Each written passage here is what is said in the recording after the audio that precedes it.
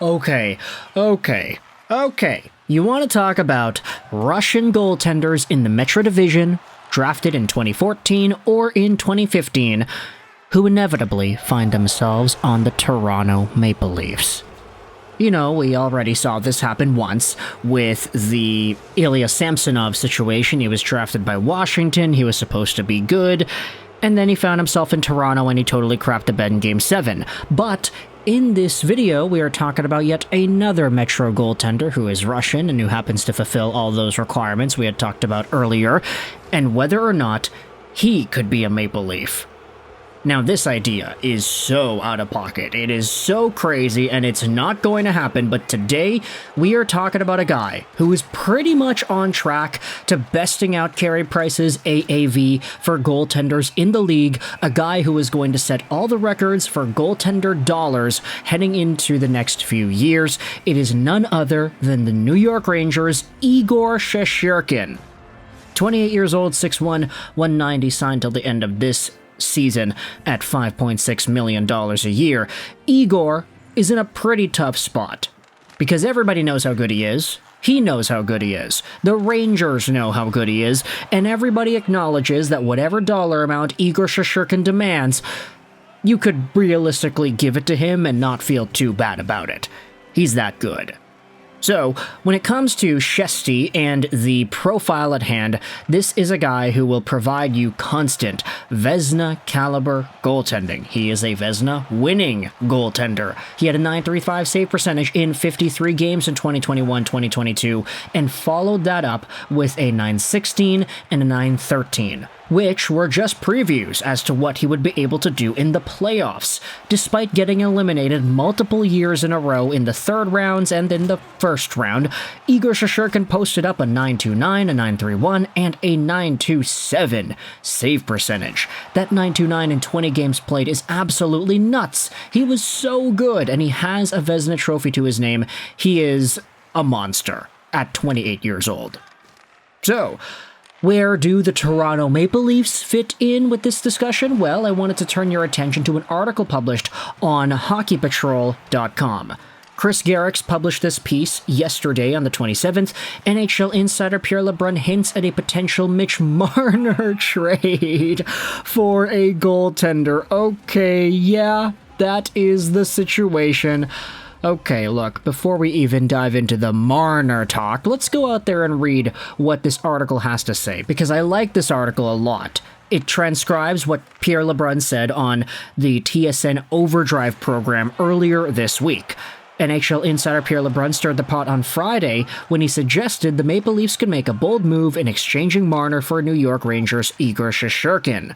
The speculation ran rampant this summer regarding whether or not the Maple Leafs would trade Mitch Marner, but so far there has been nothing to that. Fans were speculating whether or not they need to keep the core four together or to get rid of Marner in order to bring the pieces needed to win a Stanley Cup. He garnered a lot of heat this summer for his seemingly nonchalant attitude, but Marner is determined to remain a Leaf, and his love for the city and its fans is undeniable. But could he be destined for the bright lights of the Big Apple?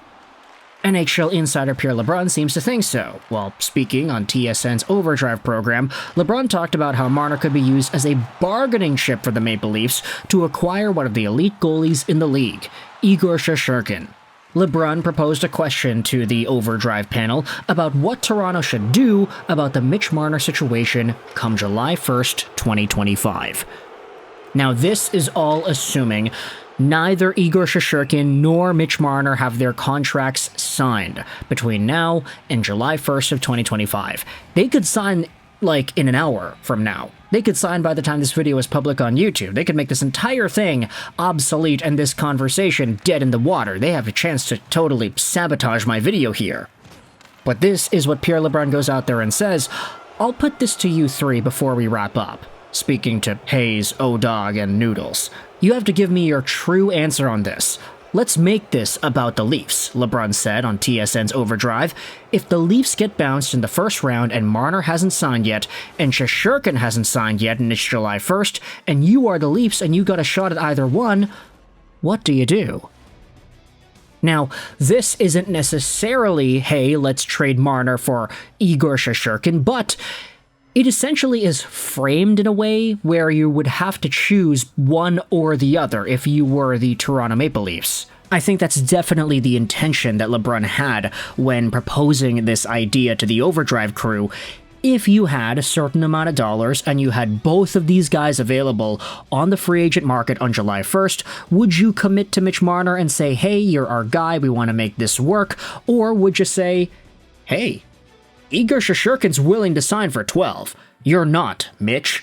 Mitch Marner maybe wants, let's say, 12.5, or 12.7, or 13, or whatever, more than Matthews, because obviously Paul Marner is the one pulling the strings NSYNC style behind these negotiations.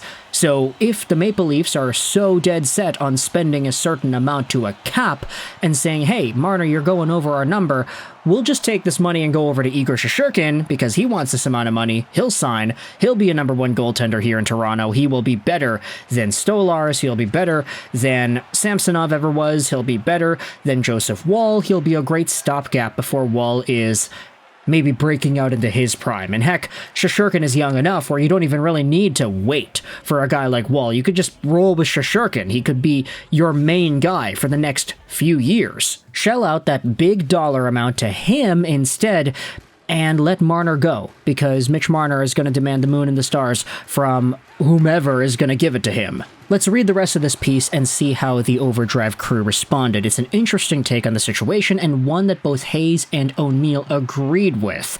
The fact that the Maple Leafs have been so unsuccessful in the playoffs, despite the amount of talent they have, is disappointing, and something may need to drastically change. If Joseph Woll is unable to shoulder the load and Anthony Stolarz can't steer the ship if it goes off course, who else is there? It's not going to be Matt Murray, it's not going to be anybody else they have in the prospect pool, so would you just take the money for Marner and say, hey, screw it, Igor, come over here. Let's see what you got. And of course, this is definitely assuming that Igor Shesterkin is a free agent by the time July 2025 rolls around too, right? If the Rangers acquiesce and give him the money he wants, then this entire conversation is down the drain. But at the end of the day, it does make for an interesting thought.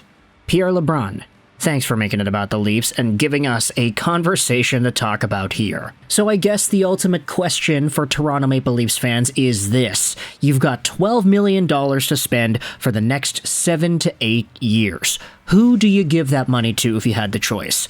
Mitch Marner or Igor Shesterkin?